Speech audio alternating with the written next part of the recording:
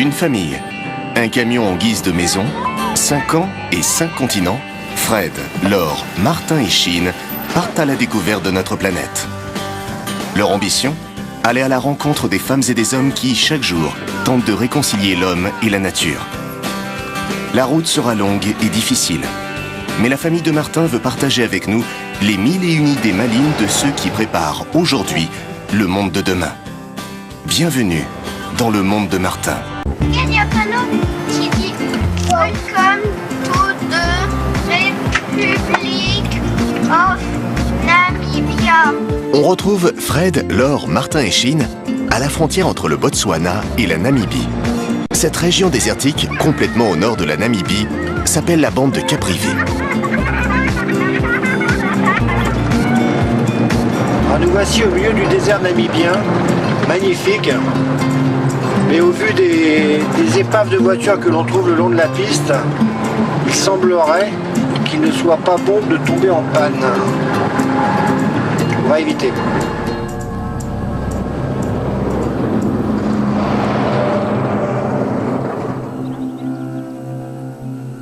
Ce pays, qui est une ancienne colonie allemande, alterne les paysages de désert et de savane. La famille se dirige vers le parc national d'Etosha, d'une superficie de 22 000 km². Il a été déclaré parc national en 1907 et il est devenu un modèle pour la conservation de la faune sur le continent africain. Le public n'a accès qu'à un tiers du parc environ, correspondant à un ancien lac salé asséché il y a plusieurs millions d'années.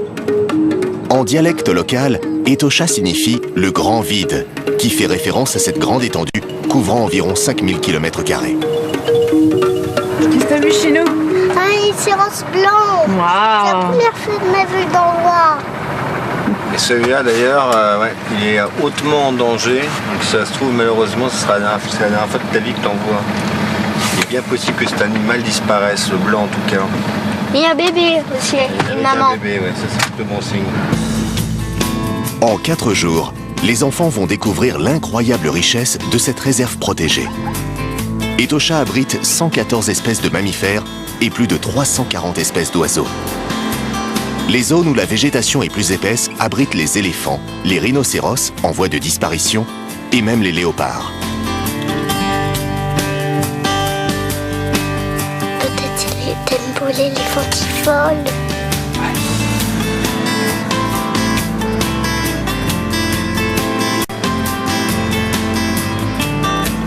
Il suffit de s'arrêter près d'un point d'eau et s'armer d'un peu de patience pour voir toute la faune défiler sous ses yeux.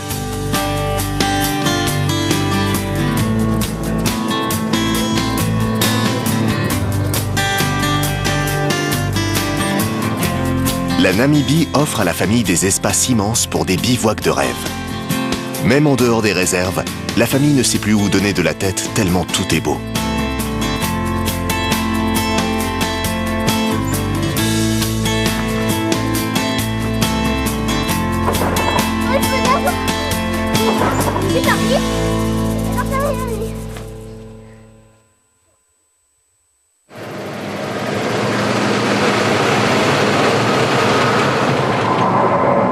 Aujourd'hui, nous nous rendons sur un projet qui touche la conservation, puisqu'il s'agit de la protection du guépard.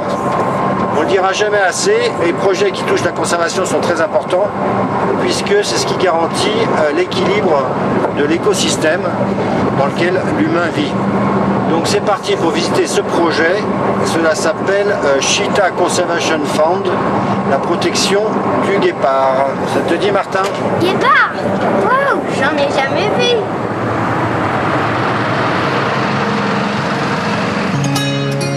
La famille arrive au centre de conservation qui se trouve à Otjiwarongo, à 3 heures au nord de la capitale Windhoek.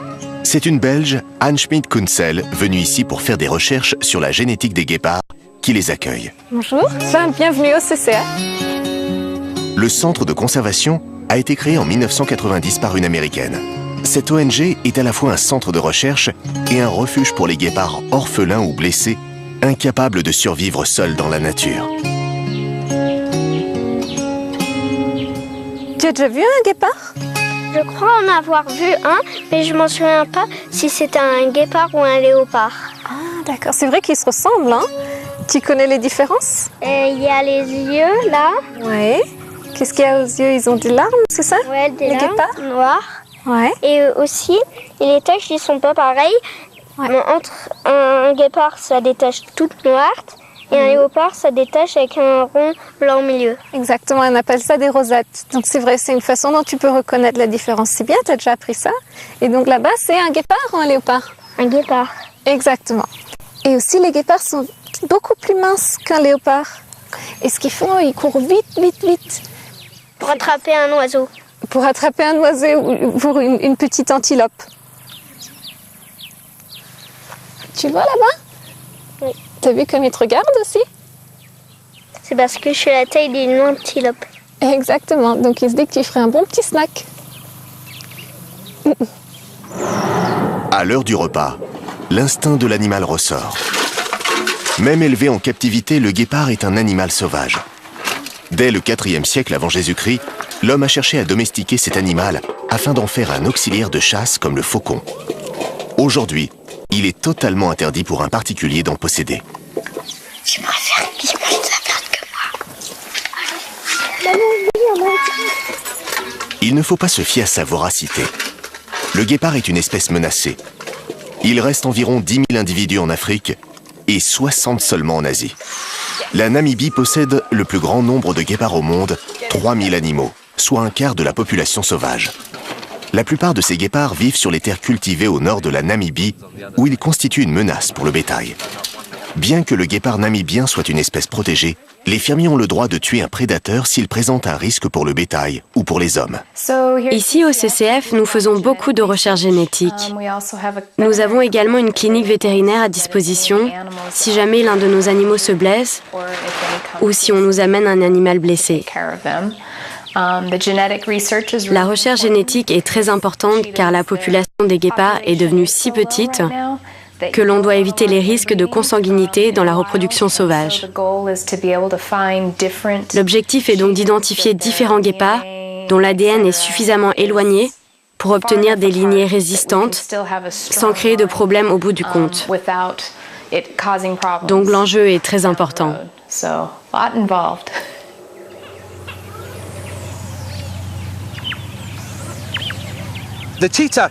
Le guépard est l'animal terrestre le plus rapide du monde. Il peut atteindre la vitesse de 110 km/h. Ce n'est pas dû au hasard, mais à la physionomie particulière du guépard. Tout comme une Formule 1, il a besoin d'une équipe de mécaniciens et il a besoin d'entraînement. Et l'exercice, c'est l'équivalent des entraînements pour les animaux.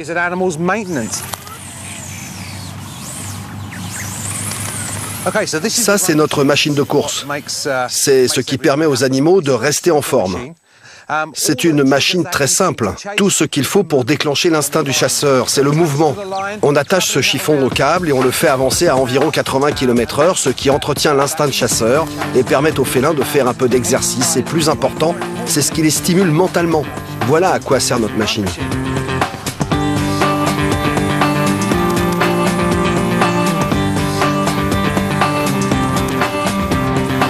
Il croit que c'est un truc à manger, le chiffon. Du coup, il veut l'attraper. On parle souvent de vitesse maximale, mais en réalité, c'est l'accélération qui est déterminante. Ils sont capables d'aller de 0 à 100 km/h en 3 secondes. Ça court super vite. Plus vite que moi. T'as pas peur ? Heureusement qu'il court plus vite que Chine, car sa vélocité est la garantie d'une chasse réussie.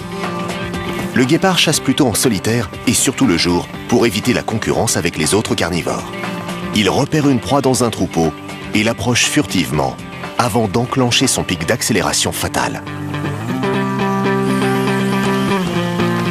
Il l'a attrapé.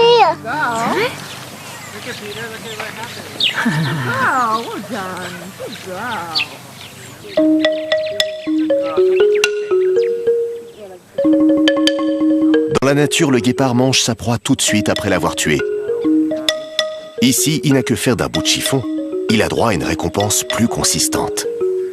Mais on dirait que Martin et Chine lui semblent encore plus appétissants. Ça va, Martin? T'as peur? T'as peur? T'inquiète pas, ils vont aller courir. Oui, la fille. Hein? Maman, j'ai envie de partir.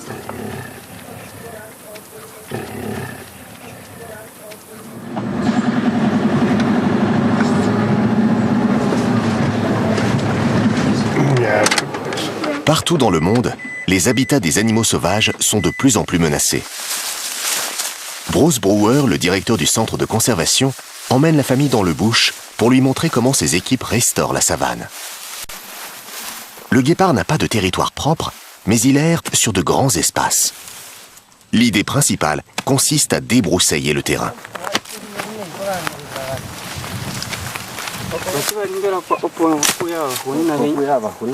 Je voudrais aider, mais je peux pas.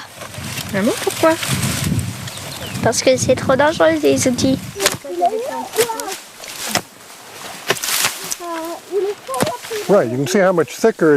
Vous voyez à quel point c'est plus broussailleux dans la partie non restaurée de cette savane. Il y a des arbustes partout, et encore, ce ne sont pas de mauvais arbustes. C'est bien pire dans d'autres endroits du pays. Le problème avec ces plantes, qui sont assez jolies et natives d'ici, c'est qu'elles ont des épines, plein de toutes petites épines. Et si vous êtes un guépard et que vous êtes à la poursuite d'une proie dans cet environnement, vous pouvez pénétrer d'un coup dans ces buissons et vous égratigner l'œil sur des arbustes comme cela. On connaît des cas de guépards qui sont devenus aveugles en essayant de chasser dans une zone buissonneuse. La mutation de l'habitat naturel des guépards est un phénomène récent. En moins d'un siècle, leur population a été divisée par 10.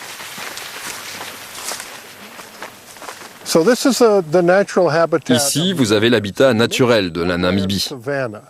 C'est un mélange de forêt et de savane. Il devrait y avoir un mélange de gros arbres, de petits arbustes, comme on voit par là-bas, et d'herbes. Et ça, c'est un environnement idéal pour la biodiversité en Namibie. À cause du surpâturage, c'est-à-dire quand il y a trop de bétail sur un territoire donné, à cause du refus des fermiers de laisser les incendies naturels se déclencher parce qu'ils détruisent leurs clôtures, leurs maisons, etc. Enfin, ils sont un peu paranoïaques avec le feu. Et enfin, parce que les fermiers ont éliminé les animaux locaux qui se nourrissaient des buissons, ceux que l'on appelle les ruminants, tels que les rhinocéros et les éléphants. L'équilibre naturel a été perturbé. Les activités des hommes ont déséquilibré l'écosystème.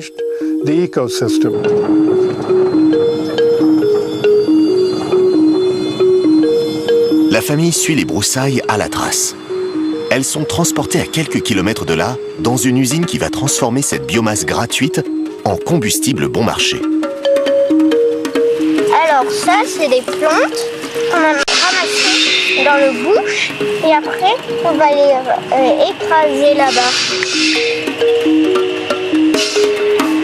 Après avoir séché au soleil, les végétaux sont broyés pour obtenir des fines particules. Elles sont ensuite chauffées pour être compactées sous forme de bûchettes de 30 cm, prêtes à l'emploi. C'est lourd! Regarde, Chine! Ouais. C'est pour faire un barbecue. Alors avec ça, on peut faire un barbecue. Et voilà comment des épineux dangereux pour les guépards vont servir à faire de bons barbecues.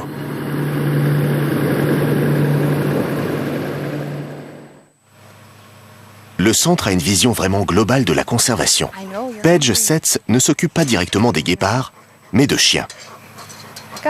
Elle dirige l'élevage de chiens du CCF, destiné à aider les fermiers de la région à protéger leurs troupeaux. C'est un berger d'Anatolie. Nous avons décidé d'utiliser cette race parce qu'ils sont très intimidants et que le guépard est un animal craintif. Notre objectif est de parvenir à ce que les éleveurs et les guépards vivent en harmonie. La plupart du temps, les éleveurs n'ont personne pour surveiller leurs troupeaux. C'est donc une grande partie de notre travail. Nous organisons des journées dédiées aux éleveurs où nous les formons à gérer correctement leurs troupeaux. On appelle ça le management bienveillant des prédateurs. La raison est simple. On ne peut pas protéger le guépard si on ne collabore pas avec les éleveurs. C'est un conflit qui oppose l'homme et l'animal sauvage. Les guépards ne sont pas protégés sur les propriétés privées. Donc les éleveurs peuvent y faire ce qui leur chante. Et certains d'entre eux choisissent de les abattre parce qu'ils menacent leur bétail et que c'est leur gagne-pain. Donc la meilleure façon de travailler avec eux est de leur donner ces chiens.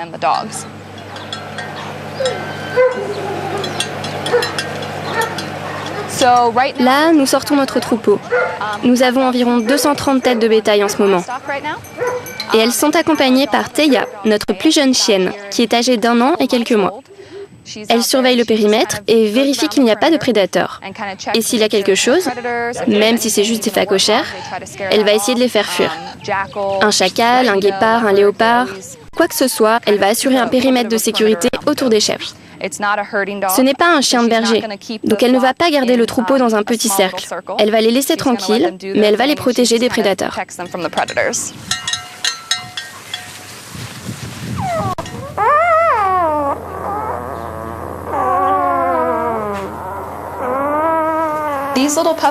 Ces petits chiots ont seulement 5 jours. Ici, on élève nos propres chiens. Quand les chiots atteignent l'âge de 4 semaines, on commence à les mettre avec le bétail. Du jeune bétail, pour qu'ils ne soient pas blessés par les grandes chèvres. Mais pas non plus du bétail trop jeune, parce que nous ne voulons pas que les chiots commencent à les chasser. Ce serait complètement contre-productif. À l'âge de 8 semaines, ils sont stérilisés et durant leur 9e semaine, on organise une journée où des éleveurs que l'on a sélectionnés peuvent choisir un chiot. Avant ça, on a fait une inspection de leur ferme. Et après 1 mois de dressage avec une laisse, les chiens sont prêts à partir avec les troupeaux pour les protéger des prédateurs.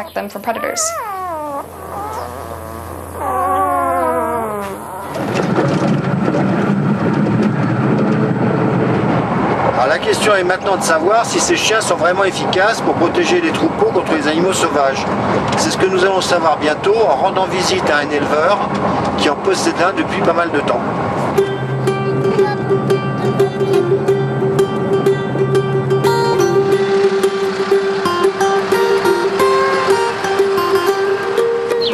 Bonjour Martin, voici Chine. Elle a un peu peur des chiens. Salut. T'inquiète pas, il est très gentil. Oui, c'est lui. Il s'appelle Gaspard. Gaspard. Andris Pretorius élève des vaches et des chèvres en Namibie depuis plusieurs générations. Son grand-père fait partie des colons hollandais, les Boers, qui se sont installés dans le pays à la fin du 19e siècle. Avant, on devait abattre les prédateurs, surtout les guépards et les léopards, mais aussi les chacals. Les moutons dorment dans leur enclos, mais c'est déjà arrivé par le passé que des guépards sautent par-dessus la clôture et mangent mes bêtes durant la nuit. Et maintenant, ça n'arrive plus. Non, avec le chien, ça n'arrive plus. En fait, il y a de l'espace pour tout le monde, et tout le monde peut être heureux. C'est une très bonne idée, je trouve.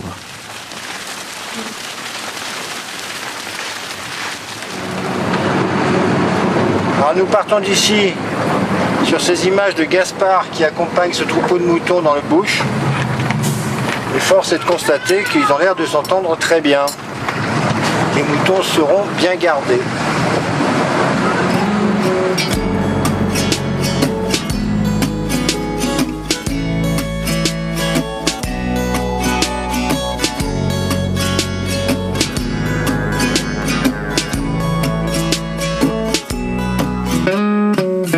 Qu'est-ce que tu es en train de dessiner, Chine? Un guépard. Une fois, quand on est allé chez les guépards, il y en avait un qui a sauté au grillage pour nous manger, mais en fait, il n'arrivait pas parce qu'il y avait le grillage. Pendant que Chine dessine, Martin filme des écureuils fouisseurs du Damara. Ce drôle d'écureuil terrestre peut survivre sans boire pendant 1 année dans le désert. Si nécessaire, il dresse sa queue et s'en fait un parasol. Il creuse des galeries où il cohabite avec les mangoustes qui ont la bonne idée de manger les serpents. Alors il me faut être extrêmement vigilant parce que ce désert a la particularité d'avoir des pierres extrêmement coupantes. Elles se cassent et elles ont des arêtes franchement coupantes. Je ne voudrais pas qu'il nous arrive la même mésaventure qu'en Mongolie où nous avions éclaté 2 pneus, je ne sais pas si vous vous souvenez. D'autant plus que là, on n'en a plus qu'un de rechange. La famille descend vers le sud et la réserve naturelle privée du Nami Brand. Mais avant, elle traverse le tropique du Capricorne, l'un des 5 grands parallèles indiqués sur les cartes. Vivre dans le désert n'est pas une chose facile. Ici, très peu d'eau, très peu de bois, et gérer ces déchets, ces poubelles, peut vite devenir un problème. Donc il faut vivre de façon durable, en harmonie avec la nature, et c'est justement ce que propose Victoria au centre Nadit. Elle reçoit des enfants, des adolescents et même des adultes pour leur apprendre, ce n'est pas inné, à vivre en harmonie avec la nature. Donc c'est parti pour visiter ce projet. C'est en plein cœur d'une vallée de dunes que Victoria Keding, une spécialiste de l'éducation à l'environnement, reçoit des groupes d'enfants pour plusieurs jours d'immersion dans le désert. Le centre, né en 2003, dispose de tout ce qu'il faut pour apprendre à réduire son empreinte écologique. Victoria, j'imagine. Oui, bienvenue à Nadit. Alors c'est votre campement, c'est superbe. Merci beaucoup. Oui, c'est notre centre d'éducation à l'environnement, en plein milieu d'une réserve naturelle. Martin, tu aimerais nous rejoindre? Oui. Super, on va apprendre plein de choses sur les animaux, les plantes et comment vivre durablement dans le désert. Aujourd'hui, une trentaine d'enfants âgés de 10 à 14 ans arrivent d'un village situé à 200 km de là. Ils découvrent le campement où ils vont vivre ensemble durant 5 jours, en harmonie avec l'environnement bien sûr. On a commencé Nadit parce qu'on a senti qu'il manquait un lieu d'éducation à l'environnement, se trouvant vraiment au cœur de la nature. Un endroit où l'on peut pratiquer ce que l'on enseigne. Quand j'ai commencé en tant qu'éducatrice environnementale, j'ai réalisé que j'enseignais quelque chose à des élèves, tout en agissant d'une façon contradictoire. On faisait des feux de camp, on utilisait des toilettes avec des chasses d'eau, on consommait du diesel pour faire de l'électricité. Ça m'a fait prendre conscience que j'avais besoin d'observer ce que faisaient les autres centres pour l'environnement. C'est pour ça que Nadit a été conçu selon l'idée que l'on doit mettre en œuvre ce que nous enseignons. Dis-moi ce que tu es en train de porter là. Un duvet pour Martin. Pourquoi? Parce qu'il va dormir dans ses trucs et on lui apporte un duvet, une couette pour il fait très froid ici la nuit. Et toi, pourquoi tu dors pas avec le groupe? Je suis trop petite. Qu'est-ce que c'est ça, Martin? Ici on est où? Dans une maison, à lit. Donc toi tu veux dormir où? Là.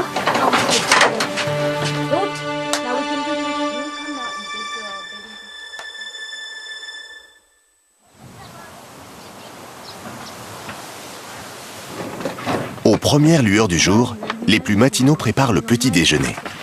Et pour le feu, interdiction d'utiliser des énergies fossiles. On utilise du carton et des boules à feu. Du coup, on n'a pas besoin de bois. Ça, ce sont les boules à feu.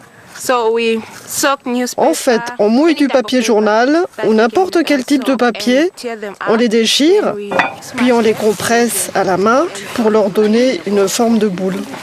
Alors Martin, comment était la nuit? Et c'était joli. Il a fait froid? Sinon t'as bien dormi? Oui.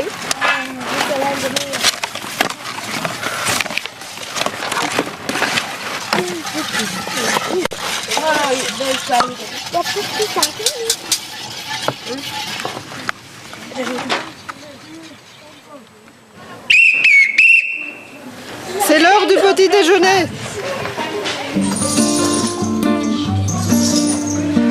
Le petit déjeuner est plutôt frugal et se compose d'un simple porridge maison. Le stage se divise en cours théoriques et en activités pratiques.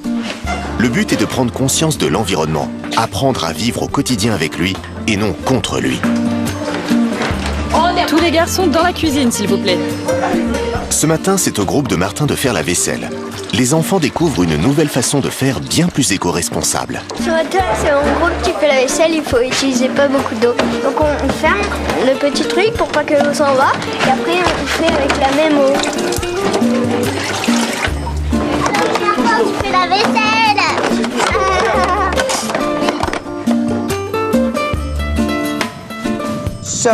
Alors, la météo est liée à notre air. Et cet air qui couvre toute la planète Terre est appelé atmosphère. Et nous devons connaître comment tout cela fonctionne. Vous allez devoir vous préparer, que vous le vouliez ou non, à vous y adapter. D'accord ? Est-ce que tu peux ouvrir ce coffre pour moi ? Merci. Tous les matins, les enfants vont enregistrer les données météorologiques. Avec Rosemary, ils vont découvrir l'importance de la météo et les bons comportements à avoir en fonction de son évolution.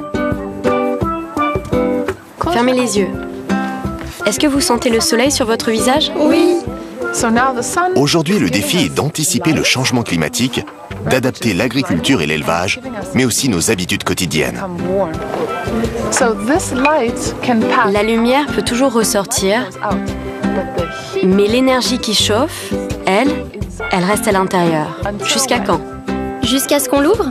Oui, jusqu'à ce qu'on l'ouvre.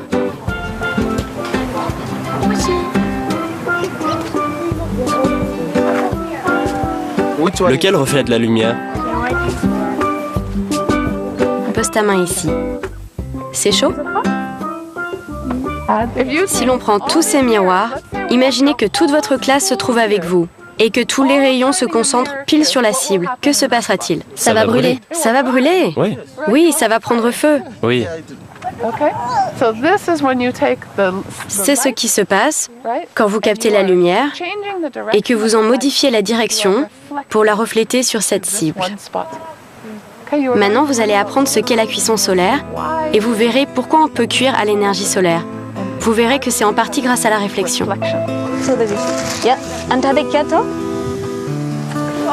Regardez! Waouh! Vous voyez à quel point c'est chaud? Ça brûle, oui. Ça, c'est la parabole qui reflète la lumière du soleil directement sur la marmite et cuit la nourriture. Mais attention, si vous voulez venir contrôler la cuisson, vous ne devez pas vous mettre devant le four solaire car c'est très dangereux pour vos yeux. Il faut se mettre sur le côté pour surveiller la cuisson. Regardez la forme de votre couteau et découpez des tranches qui ont la forme du couteau. Qu'est-ce que tu veux déjeuner, Martin? Une tarte. Une pizza? Oh oui, pizza.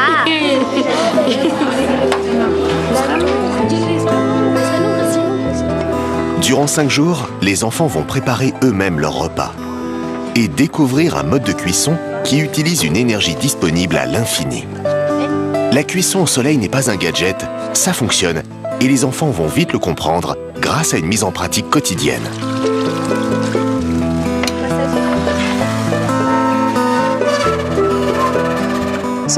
À Nadit, notre programme est basé sur 4 thèmes essentiels.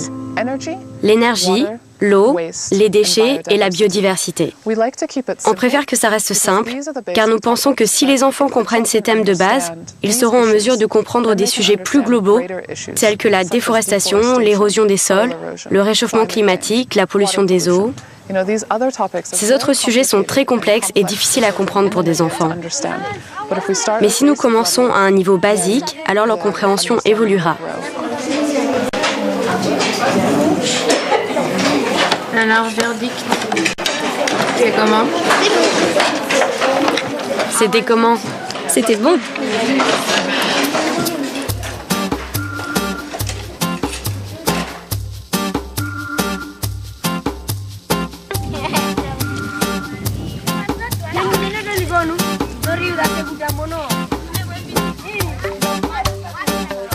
En 5 jours de stage intensif, les enfants perçoivent très vite l'intérêt de changer de comportement et s'aperçoivent que ce n'est pas si compliqué. Il s'agit avant tout de bon sens et d'accepter de changer ses mauvaises habitudes. Ils prennent conscience que les papiers usagés peuvent devenir une source d'énergie, que les déchets de cuisine peuvent nourrir un arbre, que la cuisson n'a pas forcément besoin de bois ou de charbon, que les ressources en eau sont rares et précieuses et qu'il est facile de les économiser. Et surtout que tout ça multiplié par 30 fait que les efforts de chacun ont un vrai impact. Pourquoi donc ne pas le faire à l'échelle d'un village, d'une ville, d'un pays, de la planète entière ? La préservation de l'environnement et du patrimoine commun devient depuis quelques années un enjeu mondial, synonyme de responsabilité envers les générations futures. Qu'est-ce que vous allez chercher? Ces cartes. Il nous en manque encore. Allez, on y va.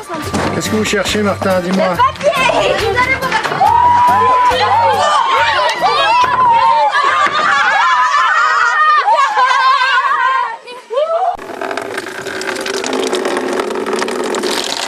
Alors, elle est chaude ou elle est très chaude? Elle est chaude.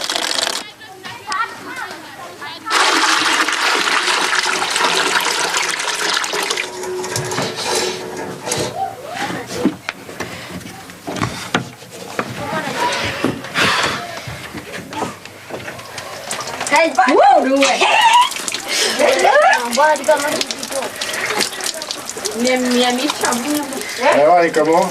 Et froide. Tiède. Ah, c'est pas moins chaude que celle du camion.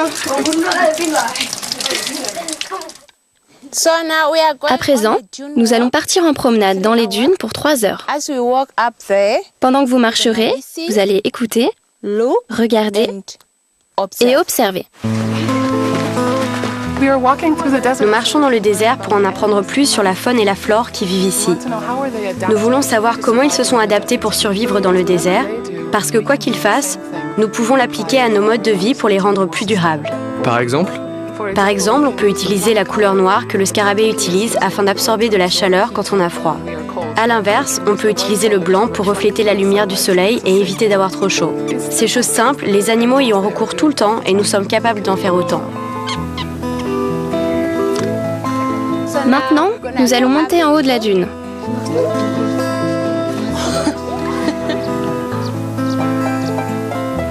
Observez la forme de cette empreinte. C'est un oiseau. Avez-vous déjà vu un oiseau qui se déplace en écartant les jambes à droite et à gauche? Non? Donc ça, c'est certainement pas un oiseau. Alors, est-ce que c'est un insecte ou un mammifère? Un mammifère. C'est un mammifère. Il ne nous reste plus qu'à deviner lequel. Sans doute un kangourou? Un kangourou? L'éducation au développement durable est très importante, car nous supposons que tout le monde sait comment préserver l'environnement, comment être une bonne personne en prenant en considération les autres et l'environnement autour de nous. Mais la réalité, c'est que malheureusement, nous ne savons pas. Si nous n'avons pas appris comment faire à la maison quand nous étions enfants, parce que nos parents ne nous l'ont pas appris ou parce que ça n'intéressait personne dans notre milieu, il faut passer par l'apprentissage. Et c'est quelque chose qu'il faut continuer d'apprendre tout au long de sa vie. Il faut commencer dès le plus jeune âge et le répéter le plus souvent possible jusqu'à l'âge de la retraite.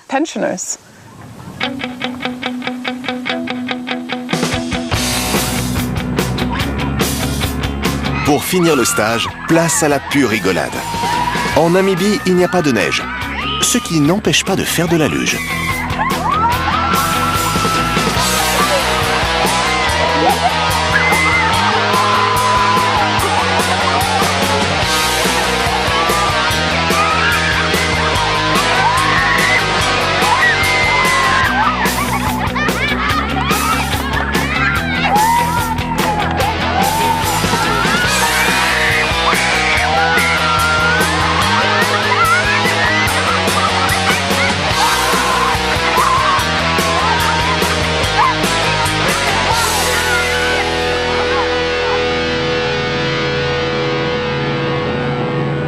Martin a quitté ses camarades et toute la famille repart vers le sud.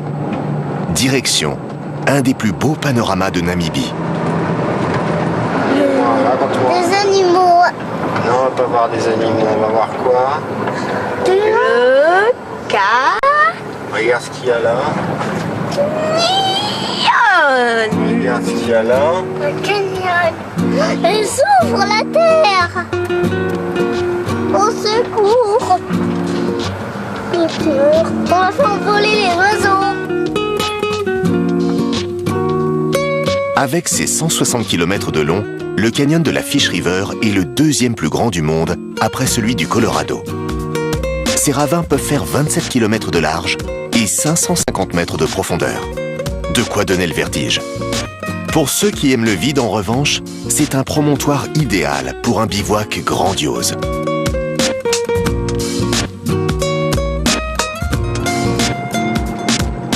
La famille ne s'attarde pas car elle doit engloutir plus de 700 km pour rejoindre l'Afrique du Sud et plus précisément la ville du Cap où l'attendent ses prochaines rencontres. Ici, la sécheresse du désert est vite oubliée.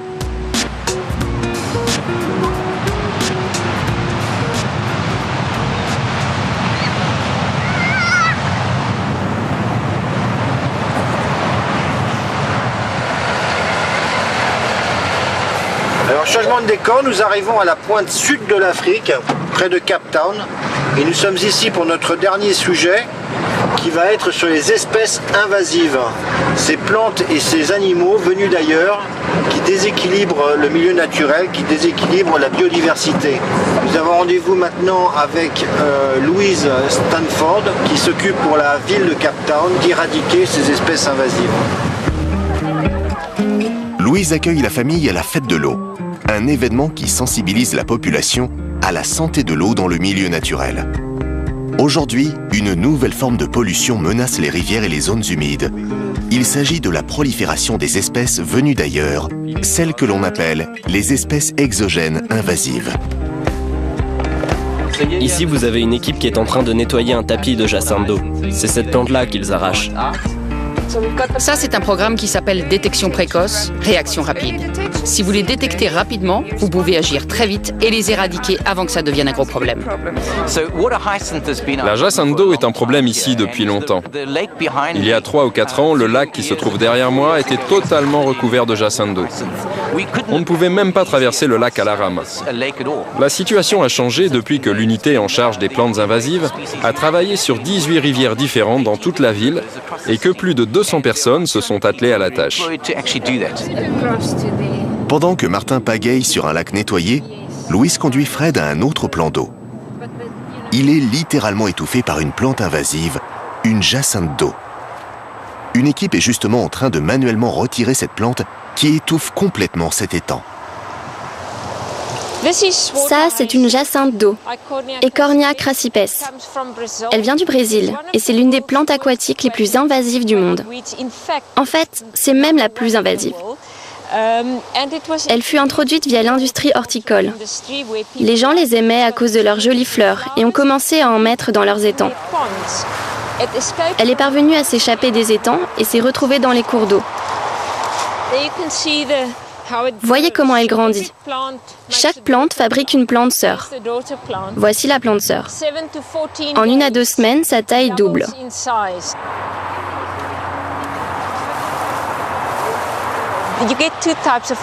Il existe 2 sortes d'introduction. L'introduction délibérée, lorsque les gens les plantent pour une raison spécifique, parce qu'ils veulent les mettre dans l'étang de leur jardin, ou bien dans un aquarium, ou quand ils les arrachent en pensant faire une bonne chose, alors que ce n'est pas du tout la chose à faire. Et puis, on a l'introduction non intentionnelle. Lorsqu'on ne sait même pas que la plante ou l'animal est présent dans un bateau, par exemple, quand ils arrivent par cargo. La plupart du temps, ça n'est pas délibéré. Les gens ne sont pas renseignés ou n'y prêtent pas vraiment attention. Quand une espèce envahit un écosystème, il faut mener une véritable course contre la montre. Plus tôt elle est détectée, moins elle se propagera et moins de moyens seront nécessaires pour l'éradiquer. La famille a rendez-vous en forêt avec Phil McLean. Il est ce que l'on appelle un pointeur. Il se promène à l'affût des intrus, les repère et les signale au service de Louise. Un pointeur, c'est juste un citoyen ordinaire qui a de l'intérêt et quelques connaissances, ou qui s'est un peu formé sur les espèces invasives. L'idée, c'est que pendant votre travail ou vos activités en plein air, comme quand vous promenez votre chien, vous voyez ces plantes et vous les ajoutez à la liste. Qu'en est-il de ces pins, par exemple ? Les pins sont invasifs. Ce sont les colons qui les ont introduits ici au départ, il y a très longtemps. Il y a plusieurs siècles de cela. Quand ils sont arrivés, les colons ont abattu les arbres locaux, mais rapidement, il n'y en avait plus assez et les seules espèces qu'ils avaient l'habitude de cultiver étaient les espèces que l'on trouve en Europe, leur terre natale. Les pins, les chênes, etc. Donc, ils les ont introduits parce qu'ils savaient comment les faire pousser. Ici, vous avez du genêt. Je pense qu'il se développe dans cette zone parce que juste en dessous, vous avez un plant du même type, encore bébé, donc il commence réellement à se propager. L'année prochaine, celui-ci aura des graines qui, à leur tour, iront dans la terre toujours plus loin. Je vais prendre une photo avec la géolocalisation, je vais la mettre sur la liste et sur la carte, et une équipe viendra les enlever. Regardez, vous voyez tous ces arbres là-bas qui ont perdu leurs feuilles? Oui. Ce sont des élantes. Ah, les fameux. Oui, les fameux. Allons les voir de plus près. Ok, allons voir ça. Les racines se développent dans un rayon d'environ 20 mètres et vous remarquez qu'il n'y a aucune autre plante excepté l'herbe qui a de toutes petites racines. Il n'y a ni buissons ni arbres aux alentours car les racines des élantes libèrent des toxines dans le sol qui tuent les autres plantes. Vous pouvez même sentir cette substance chimique, ça sent très mauvais. Ah, c'est ça le poison. Oui, c'est le poison en effet. Ça s'appelle Alilapeti. Et une fois que ça se disperse, ça fait mourir tous les arbres qui se trouvent à proximité. Ils sont environ 2000 botanistes amateurs comme Phil à profiter de leur promenade pour signaler les espèces invasives dans la péninsule du Cap. Elles répondent au doux nom d'herbe de la pampa, iris d'eau, genêt d'Espagne ou boussingolti à feuilles cordées. Les photos et leur position GPS sont transmises par Internet au bureau de Louise. Aujourd'hui, c'est Ulrich qui reçoit les messages. Un élante m'a été signalé il y a quelques jours. Et si je vais sur le site, je peux voir que le pointeur a ajouté une photo de l'arbre. Et donc, je remarque qu'il s'agit d'un tout petit élante. La ville de Cape Town dispose de plusieurs moyens pour lutter contre les espèces exogènes invasives. Le biocontrôle est la méthode la plus moderne. Des biologistes cultivent des organismes vivants ou des substances naturelles qui, mis en contact avec les espèces indésirables, vont les détruire. Mais le moyen le plus rapide et le plus sûr reste l'arrachage à la main. Il y a déjà pas mal de plantes invasives par ici. Là, il y a des herbes de la pampa qui commencent à fleurir avec ces petites fleurs blanches et touffues. Ils ont été apportés par les oiseaux, c'est ça? Le vent et les oiseaux. La pampa se propage principalement grâce au vent. Ah, voilà notre équipe. Ulrich dirige 8 équipes d'une dizaine de personnes pour ce travail. Quelques plantes ont été détectées ici. Nous allons commencer par en bas où nous avons vu du lilas d'Espagne, puis nous remonterons. Qu'est-ce qu'on va faire? On va arracher la tête des fleurs. La tête? Le lilas d'Espagne est une plante herbacée vivace. On en trouve sur tout le pourtour méditerranéen et elle est aussi utilisée comme plante médicinale. Elle croît sur les rocailles, sur les vieux murs ou sur les rochers ensoleillés. Mais pourquoi tu mets les fleurs à la poubelle, Martin? Parce que ces fleurs, elles viennent d'un autre pays. Et sinon, elles vont prendre la place de toutes les autres plantes. Comme elles n'ont pas d'ennemis naturels, elles ne sont pas mangées et aucun insecte ne se pose sur la fleur pour limiter la production de graines. En fait, il n'y a rien pour contrôler leur développement, rien qui limite leur population.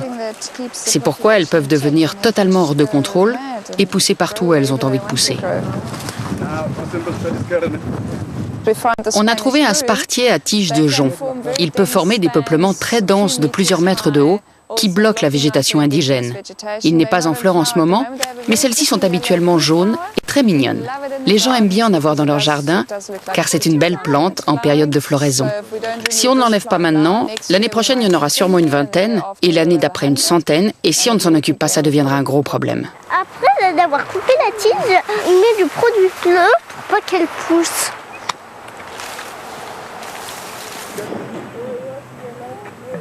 Retirer les intrus, c'est bien. Replanter des espèces endémiques, c'est mieux. Retour au bureau de Louise qui jouxte la pépinière de la ville. C'est un véritable paradis botanique. Sur les 9000 espèces répertoriées dans la région du Cap, plus des 2/3 ne se trouvent nulle part ailleurs. C'est Inès qui cultive avec amour des plantes locales, comme des astères, des glaïeuls, des géraniums, des immortelles, des marguerites et autres protées royales. Vous dites mes bébés pour les plantes. Vous ne dites pas plantes, vous dites mes bébés. Ce sont vos bébés, c'est ça? Oui, ce sont mes bébés, parce que je veille sur elles. Je sais quand elles ont faim, quand elles ont soif, et je leur donne de l'eau et de la nourriture. Waouh, ça fait beaucoup d'enfants, hein? Oui.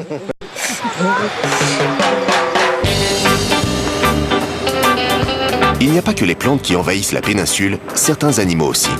Mfundo Tafeni travaille à l'éradication des espèces comme la poliste gauloise, qui est une guêpe venue d'Afrique du Nord, ou encore le martin triste, un oiseau natif d'Inde, du Pakistan et de Birmanie.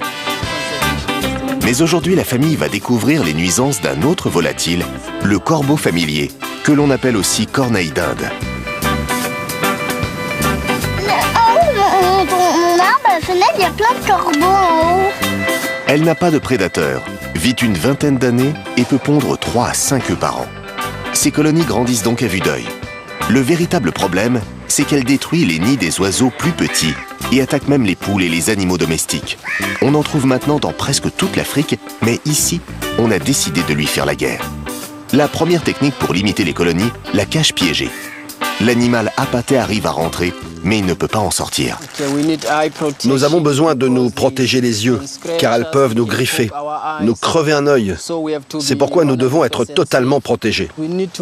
Il faut vraiment que vous ne touchiez à rien à l'intérieur de la cage sans vos gants. Les corneilles sont connues pour être porteuses de nombreuses maladies.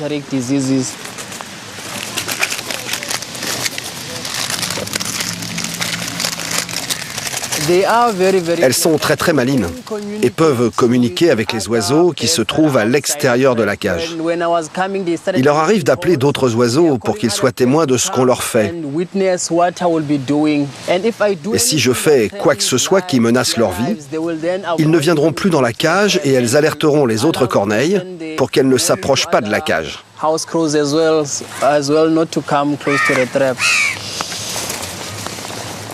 Je les trouve jolis. Tu les trouves jolis? Ils ont un très gros bec. Vous êtes plutôt sympa avec ces animaux. Vous leur donnez de l'eau, de la nourriture, des biscuits. Oui. Je leur donne de la nourriture et de l'eau pour boire, mais aussi une bassine parce qu'ils aiment se baigner. Et nous devons également faire en sorte que la cage reste très propre, car elles produisent beaucoup d'excréments quand on les nourrit. Quand j'attrape les corneilles, je m'assure d'en avoir suffisamment avant de les envoyer au vétérinaire qui, lui, les euthanasie. Une fois qu'on a 20 oiseaux dans la cage, on en tue 17 et on en garde 3 pour que ces 3 oiseaux puissent servir d'appât afin d'attirer les autres oiseaux qui sont dans le coin. Pour une estimation plus précise de la situation, Mfundo et son équipe sillonnent les quartiers à vélo pour repérer les nouvelles colonies. Dans ce quartier pauvre de la ville, les poubelles en plein air attirent les oiseaux comme des aimants. Nombre de corneilles, position GPS, pollution causée par les oiseaux sont notées pour rejoindre une base de données qui permet de surveiller leur évolution. Autre technique plus radicale pour se débarrasser des corneilles, le poison. Montre-moi ce que c'est. Ce sont des pattes. Et dans les pattes, il y a du poison. Quand les corneilles aperçoivent ces pattes, en principe, elles ne résistent pas. On en met un peu partout sur les trottoirs. On le sait, la gourmandise est un vilain défaut. Pour les corneilles, il pourrait même leur coûter la vie. Mais l'animal est malin et il faut être très discret pour le tromper et réussir cette opération.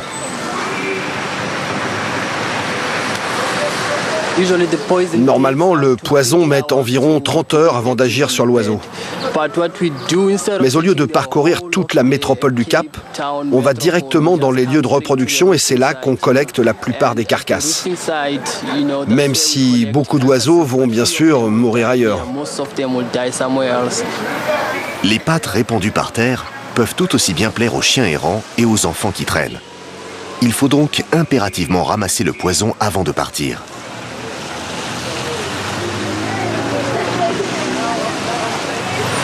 Ça n'a pas marché.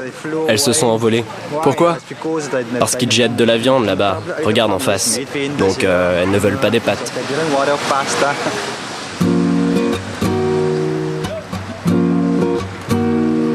Le voyage en Afrique du Sud touche à sa fin. Fred, Laure, Martin et Chine mettent le cap sur l'extrême pointe de la péninsule, le cap de Bonne-Espérance. Et l'espérance, c'est pile ce qu'il nous faut pour continuer à réconcilier l'homme et la nature. Tiens, là, il y a le phare. Premier arrivé au phare a gagné.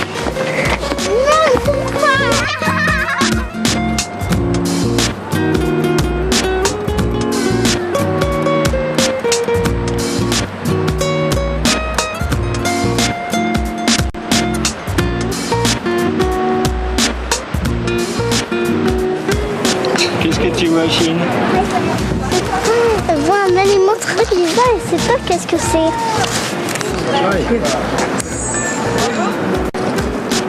Alors cet animal, vous voyez la photo là, ça s'appelle un daman de rocher en français. Il y en a beaucoup dans la région, d'ailleurs on l'appelle aussi le daman du Cap. Et alors autre chose qui peut paraître bizarre, c'est que le daman du Cap est présumé être le plus proche parent vivant de l'éléphant. Cette hypothèse se base sur la similitude anatomique entre les dents, les jambes et les os du pied, les testicules qui ne descendent pas dans le scrotum, et d'autres détails plus obscurs. Ce serait le cousin de l'éléphant, dis donc. Incroyable, ils ne se ressemblent pas. Paris 9294 km. Oh punaise. Waouh, c'est pas côté, hein? Presque 10 000. Et il y a aussi L'Afrique apparaît souvent comme le continent oublié de l'écologie, alors qu'en réalité c'est plutôt le contraire. Malheureusement, on ne change jamais aussi vite que lorsqu'on n'a pas d'autre choix.